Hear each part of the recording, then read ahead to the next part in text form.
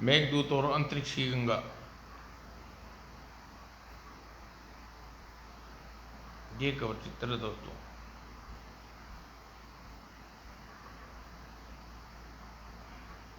Ship 000 अंतरिक्ष के एक विचित्र क्षेत्र में। कमांडर मेघदूत, लगता है हमारा शिप किसी अथाह गहरे सागर में गोते लगा रहा है। क्या? यस कमांडर, हमारे शिप के चारों ओर पानी ही पानी है, लेकिन यह पानी लाल रंग का है। ओह, यह तो बिल्कुल खून की तरह प्रतीत होता है, और जैसे हमारा शिप किसी खूनी की गंगा से गुजर रहा है। बिल्कुल ठीक कहा आपने कमांडर, ये मेघदूत। यह तो गनीमत है कि हमारा शिप इस समय पूरी इस तरह से बना गया है कि जल, थल, हवाई मार्ग और अंतरिक्ष सभी जगह पर हमें उपयोग मिला सकते हैं। न जाने अंतरिक्ष की इस खूनी गंगा से हमारे शिप को कितनी देर में निकलेगा। मैं चाहता हूँ कमांडर मेघदूत, हमारा शिप इस अंतरिक्ष गंगा में आग फंसा। दरअसल दूर से ही तो जरा भी अभ्यास नहीं होता था कि किसी ग्रह, नक्षत्र, अंतरिक्ष में इस प्रकार कोई नदी बह रही होगी। कुछ देर बाद कमांडर मेघदूत, खूनी गंगा गायब हो गई है। सामने अजीब सी धरती दिखाई दे रही है, जहां हमारे अपने आपके जैसे आदमी उड़ रहे हैं। वाह, खूब! यह ग्रह बहुत सुंदर है, और इसके रहने वाले इंसान भी बहुत सुंदर थे। मेघदूत ने इस ग्रह की सभ्यता को नजदीक से देखने का निश्चय किया। उसने अपना ट्रांसमीटर होकर ग्रह के एक निर्दिष्ट स्थान पर प्रकट हुआ, जहाँ चारों तरफ हरियाली और भांति भांति के सुंदर फूलों का बगीचा था। वह बहुत सुंदर, वाह, बहुत सुंदर जगह है।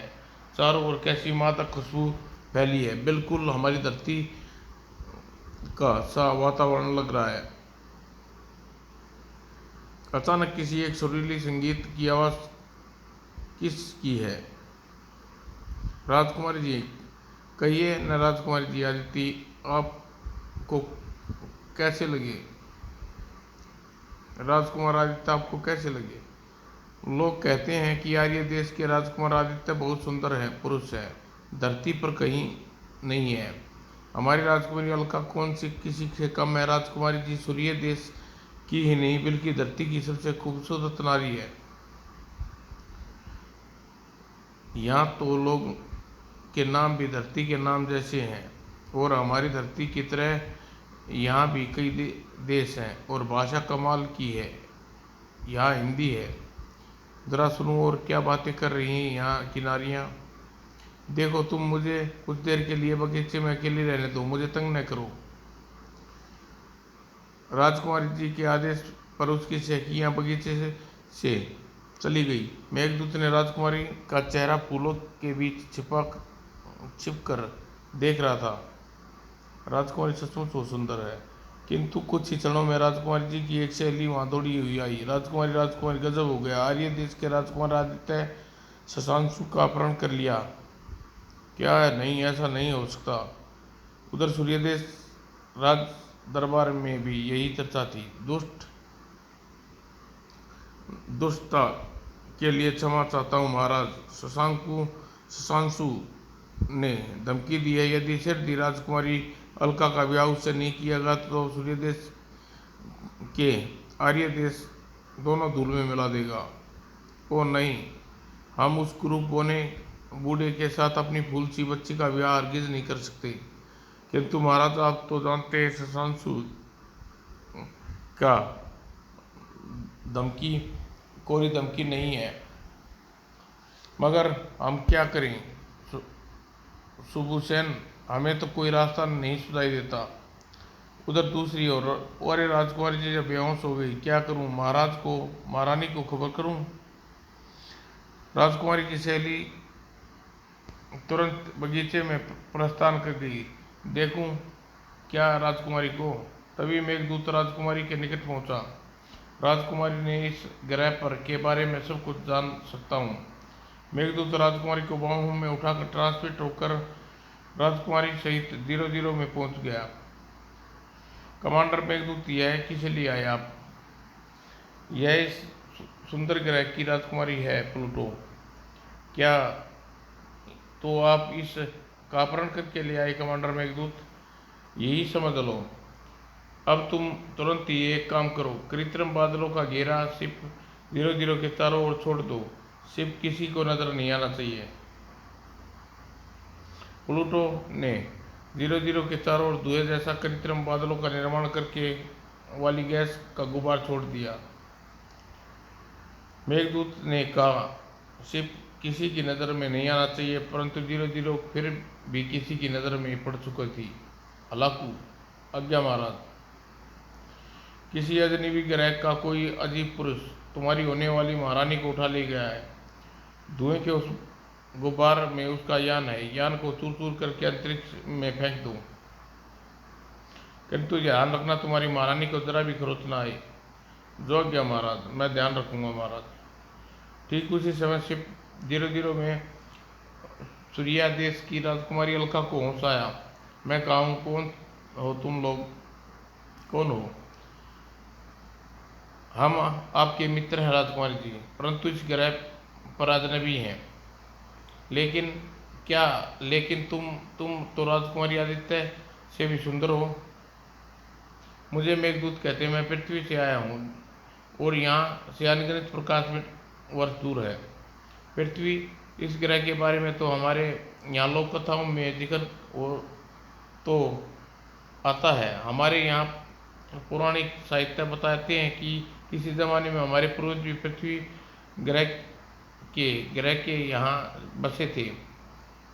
किंतु तुम मुझे कहाँ कहाँ ले आई मेघदूत? अपने अंतरिक्ष यान पर। उफ, यह क्या किया तुमने? मुझे अपनी मौत को दावत दे डाली। वह कैसे? शशांशु की ताकत अजय है, वह तुम्हारी हस्ती को मिटा डालेगा। तभी कमांडर मेघदूत, एक भीम का भयानक व्यक्ति उड़ता हुआ हमारे शिप की तरफ आ रहा है। सचमुच बड़ी तीव्र गति से भीम का यह हलाकू शिप 00 की तरफ बढ़ रहा था। ऊपर लगता है कि हमारे बिल्कुल सही स्थिति का पता है। लगता है उसे हमारी बिल्कुल सही स्थिति का पता है कमांडर मेघदूत। हाँ, मैं आ रहा हूँ। अजनबी लोगों, तुम्हारे यान को चबा चबा कर अंतरिक्ष गंगा में थूक दूंगा। शशांकु का खतरनाक साथी, यह तुम्हारे अंतरिक्ष यान को खा जाएगा। ऐसा नहीं होगा कमांडर मेघदूत। इस दैत्य को से निपटने के लिए हमें क्या करना चाहिए? शिप को प्रकाश की गति से 1000 गुनी गति से इस दैत्य की चारों ओर घुमाओ। प्लूटो ने तुरंत ही मेघदूत की आज्ञा का पालन किया। शिप 00 को शशांकु के सेवक के चारों तरफ चक्कर काटने लगा। हलाकू घबरा गया। हलाकू ने यह समझ पाना कठिन हो गया कि शिप 00 कहाँ है। एक स्थिति में स्थिर हो गया। हलाकू आक्रमण क्यों नहीं कर रहा? समझा, यह यान को सही स्थिति नहीं जान पा रहा। किंतु इस चालाकी का जवाब अंतरिक्ष यान वालों को, अजनबियों को ऐसा भयानक दूंगा कि शशांकु से दुश्मनी हमेशा के लिए याद रह जाएगी। ये है अंतरिक्ष में भी जीवित रह सकने वाला वायरस जीव, जिसके जीवित रहने के लिए किसी भी गैस की आवश्यकता नहीं। हाँ, और ये नन्हे नन्हे जीव प्रकाश की गति से हजारों गुना तेजी से शून्य में तैरते हैं और अपने सामने वाले हर चीज में छेद करते चले जाएंगे। उधर शिप 00 में सचमुच आपने कमाल कर दिखाया मेघदूत। हलाकू हमारी दिशा के बारे में भ्रमित हो गया है और इस जार के अंदर है ये वायरस जीव अपनी आकृति से 1000 गुने बड़े दिखाई दे रहे हैं, फिर भी इतने छोटे हैं कि वास्तविकता आकृति इन्हें देखा नहीं जा सकता। और शशांशु योजना बना रहा था। ऐसे करोड़ों वायरस जीव से भरा है अजनबियों से भरा जार अजनबियों के अंतरिक्ष यान पर फेंकूंगा। गुरुत्वाकर्षण निरोधक बल द्वारा इसके अंतरिक्ष में जार सहित फेंकता हूँ। फिर जार को मुंह रिमोट कंट्रोल द्वारा खोल दूंगा। उधर शिप 00 में मेघदूत और उसके साथी हर तरह से हमले का सामना करने के लिए तैयार थे। प्लूटो शिप के चारों ओर दूरदर्शक किरणें का जाल फैला दो। दर्शक के रूप हमें आक्रमणकारी से दूरी से दिखाई दी जाए। शशांशु ने देर न की। वायरस 00 से भरा जार उस मेघदूत शिप की ओर फेंक दिया गया और फिर रिमोट कंट्रोल द्वारा जार का ढक्कन खोल दिया गया। बढ़ाम जार से निकलने नन्ही गति के सूक्ष्म वायरस जीव निकलकर शिप 00 की ओर बढ़े। वायरस जीव लाखों करोड़ों की संख्या में थे, किंतु सेकंड या 10वें हिस्से से भी कम समय में धूल के गुबार की सी एक झलक मेघदूत ने देख ली। तुरंत ही, यह क्या कमांडर मेघदूत, यह यान को तीव्र गति से अंतरिक्ष के नीचे, बेहद नीचे क्यों कर लिया। शशांशु के साथी हलाकू डर गए। क्या मेघदूत, आप कुछ भी कह सकती हैं राजकुमारी जी, मैं डरपोक नहीं हूँ, बिल्कुल बेवकूफ़ भी नहीं हूँ। मैं अपने आप को सर्वशक्तिमान नहीं समझता, किंतु हलाकू ने अपने यान को एकाएक दूर ले जाने का कारण समझ में नहीं आया। टीवी स्क्रीन पर देखिए, धूल का गुबार। मेघदूत ने अपनी बात पूरी न कर पाया क्या था कि तभी टीवी स्क्रीन पर जो दृश्य दिखाई देने लगा वह यही था। और थोड़ी देर में बाद विनाशकारी वायरस जीव हलाकू के शरीर के काफी हिस्सा खा गए थे और कुछ ही क्षणों बाद अंतरिक्ष से हलाकू का अस्तित्व खत्म हो गया चुका था। यह दृश्य देखकर शशांशु ने भी देखा। शशांशु बुरी तरह जल्ला उठा और वायरस जीवों का वह समूह प्रकाश की गति से हजारों गुना तेजी से अंतरिक्ष की खून की गंगा में से गुजरा। और जब वायरस जीव का समूह अंतरिक्ष की गंगा से आगे निकल गया तो अंतरिक्ष गंगा में अपनी जगह गायब हो चुकी थी। सिर्फ कहीं कहीं अंतरिक्ष में लाल रंग का पानी जैसा खून चिन्ह अंतरिक्ष में रह गए थे और वायरस जीवों का समूह प्रकाश की तेजी से न जाने कितनी दूनी गति से आकाशगंगा की सीमा में आगे निकल गया। कितनी दूर, कहाँ, अनुमान लगाना कठिन था। उधर शशांक को जब काफी देर बाद सामान्य हुआ तो अजनबी ग्रह के इस यान को बचने तो हरगिज नहीं दूंगा। कुछ वायरस जीव मेरे पास अभी भी हैं, उन्हें करोड़ों वायरस जीव उत्पन्न कर सकता हूं मैं। दूसरी ओर शिप 00 पर राजकुमारी जी, जैसे कि मेरा अनुमान था, शशांशु इस समय बहुत जल्ला गया होगा। यदि आप अपने प्रेमी राजकुमार आदित्य की कैद से छुड़ाना चाहे तो इसी समय शशांशु पर हमला किया जा सकता है, लेकिन आप शशांशु को परास्त नहीं कर सकेंगे। हमें शशांशु को परास्त कर सकने में कोई दिलचस्पी नहीं है। हम तो उसकी बुराइयां समाप्त करके और अपने उस उद्देश्य में हम निस्संदेह कामयाब होंगे। उसके बाद योजनानुसार मेघदूत शरीर ट्रांसमिट होकर शशांशु के राजमहल की छत पर प्रकट हुआ। राजकुमारी अलका उसके साथ थी। उधर शशांशु जासूसी कंप्यूटर टीवी चैनल से संपूर्ण ग्रह अंतरिक्ष पर क्षेत्र पर नजर रखे हुए था। उसके साथ ही शशांशु अपने अंतरिक्ष सेना के सेनापति को आदेश दिया, यह अजनबी ग्रह अंतरिक्ष यान को घेर कर यान में लोग कैद करने की चेष्टा करो। वायरस जीवों की हमला करने की भूल हम एक बार क्रोध में कर बैठे थे, लेकिन अब हमें अपनी भूल का एहसास हो गया है। अब वायरस जीव हम अगर उसे उद्देश्य में कामयाब हो जाते तो राजकुमारी अलका को हमेशा के लिए खो बैठते। जो आज्ञा महाराज। हम अभी पूरी तैयारी के साथ अंतरिक्षयान पर आक्रमण करते हैं। और फिर शशांशु अंतरिक्ष सेना रॉकेट ग्रह से निकल पड़ी। शिप 00 के चारों तरफ से घेर लिया और फिर गूंज उठी 00 में एक भयानक कड़कड़ाती हुई आवाज।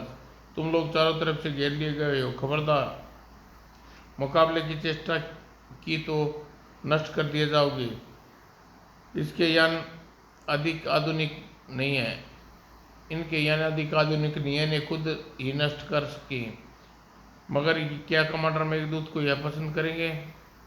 कहना मुश्किल है। मेरा ख्याल है कि हम इनके साथ चल देना चाहिए। कमांडर मेघदूत व्यर्थ में खून खराबा पसंद नहीं करते।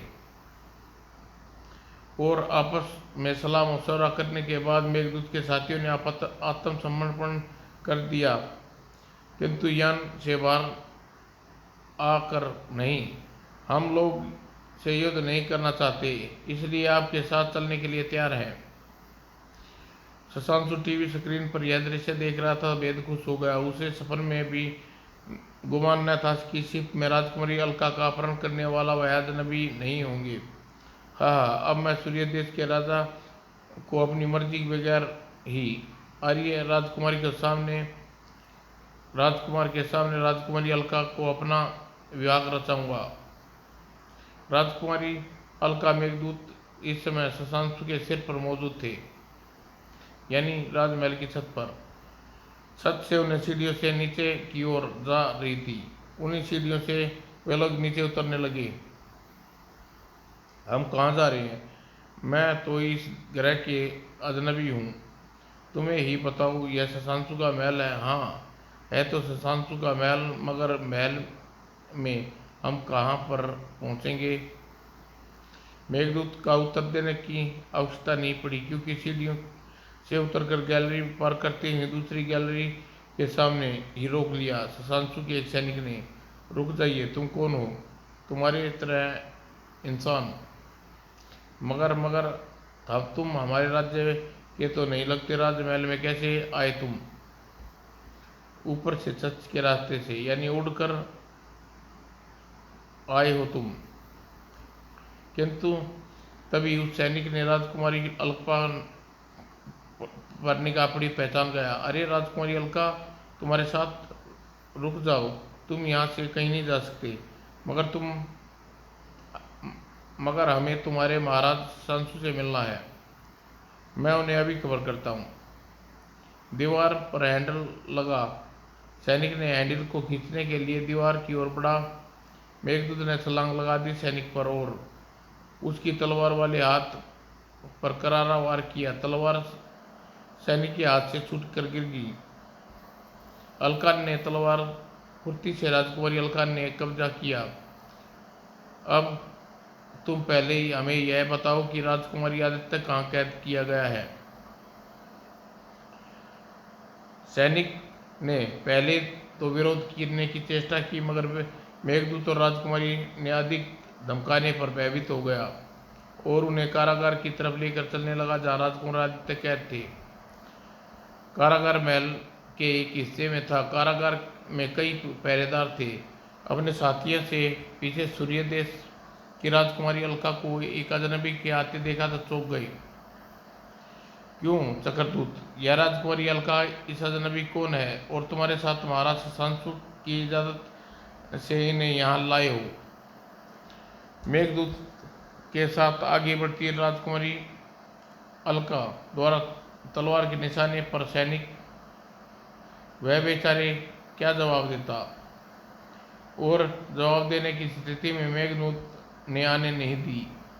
हवा में तैरता हुआ मेघदूत का शरीर पहरेदारों तक पहुंचा और उसके उन दोनों की टांगें सैनिक की छाती से टकराई। बाकी दोनों सैनिक तलवारें लिए मेघदूत पर झपटे, किंतु मेघदूत की फुर्ती उनमें कहाँ थी।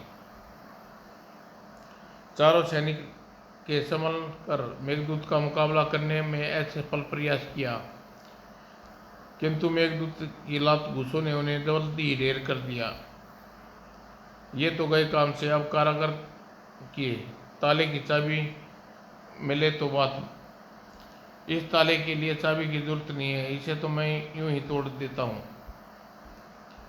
और मेघदूत ने ताला हाथ में थमा और एक झटके में तोड़ दिया। राजकुमारी अलका ने भी घूसा सैनिक चक्रदूत की गर्दन पर जमा कर उसकी गर्दन तोड़ दी तड़ा। फिर दरवाजे को खोलकर कारागार में भीतर प्रविष्ट हो गई। कारागार के एक कोने में जंजीरों से बंधा था राजकुमार आदित्य। उसके निकट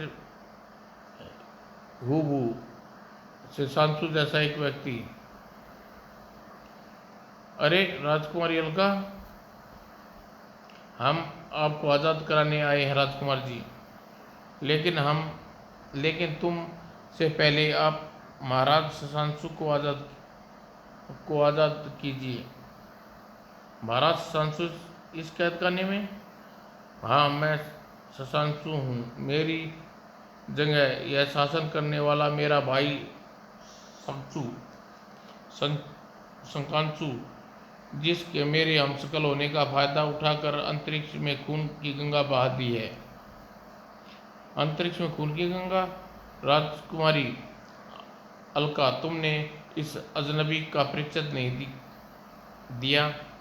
यह हमारा मित्र पृथ्वीवासी मेघदूत।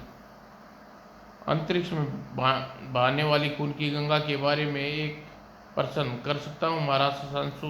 अवश्य।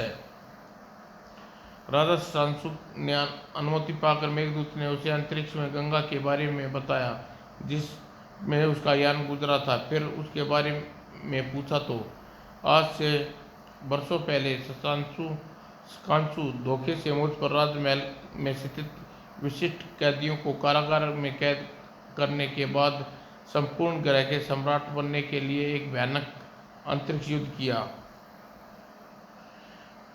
उस युद्ध की लपेट में इस ग्रह के लगभग सभी देश आ गए।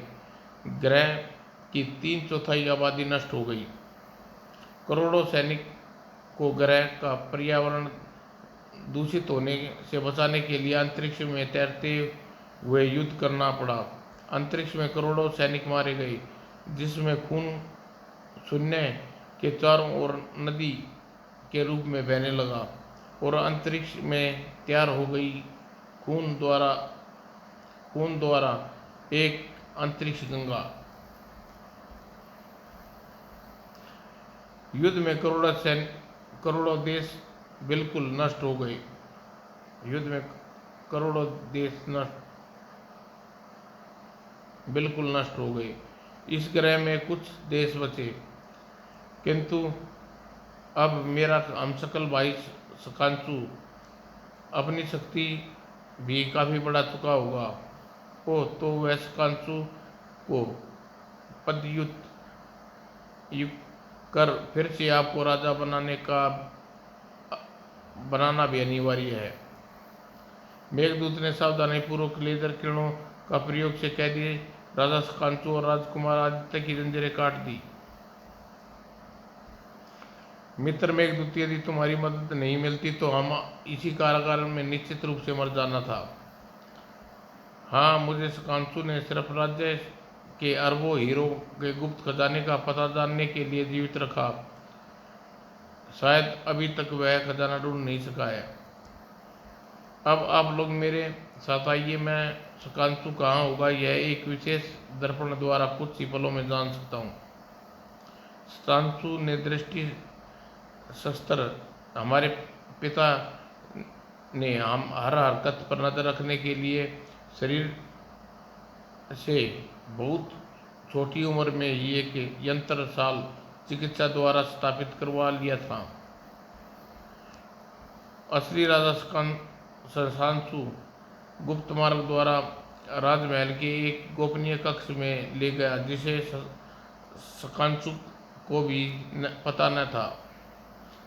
वे चमत्कारी दर्पण वाले कक्ष में पहुंचे जहां शुद्ध से भी युद्ध के भी बहुत हथियार जाल आदि पड़े थे। नकली शकांशु इस समय सम 001 के निकट था। नकली शशांशु यानी शकाचू के आदेश प्रेरित करवाया, अजनबी या नवालो, अगर तुम लोग राजकुमारी अलका को मेरे हवाले कर दो तो तुम सम्मान से इस ग्रह से जाने दिया जाएगा। तभी राजकुमारी अलका इधर है। शकाचू आकाश में उड़ती राजकुमारी अलका द्वारा स्वयं से असली नाम संबोधित किया जाता देख चौंक पड़ा शकाचू। तुम यान से बाहर कब आई? यह तुम्हें हम बताएंगे। मेघदूत असली राजा शकाचू और राजकुमारी आदि शकाचू कर जाल फेंका। शकाचू पर आक्रमण की कोशिश की मगर शकाचू इतनी आसानी से काबू में आ जाएगा किसी ने सोचा भी न था। असली राजा शकांशु के सामने पाकर जनता भड़क उठी और सैनिक ने शकाचू पर आक्रमण कर जाल पर में कैद अवस्था में उसकी हत्या कर दी और शकाचू फिर से राज्य संभाला। फिर बड़ी धूमधाम से राजकुमार आदित्य व राजकुमारी अलका का विवाह हुआ। उसके बाद सब से विदा लेकर मेघदूत शिव 00 सहित अंतरिक्ष की गहराइयों में विभिन्न सभ्यताओं को अपनी खोज जारी रखते हुए सुंदर ग्रह से विदा हुआ जिसके इर्द गिर्द बहने वाली खून की नदी अंतरिक्ष गंगा शकाचू के वारिस जीवों ने समूची साफ कर दी थी। शिव 00 में मेघदूत सोच रहा था कि शकाचू के बारे में कुछ भी हो। शकाचू विज्ञान काफी क्षेत्र में काफी प्रभावशाली था। यदि उसके वायरस जीव अभी भी किसी आबादी वाले ग्रह पर हों तो कितनी तबाही मचा रहे होंगे। समाप्त दोस्तों।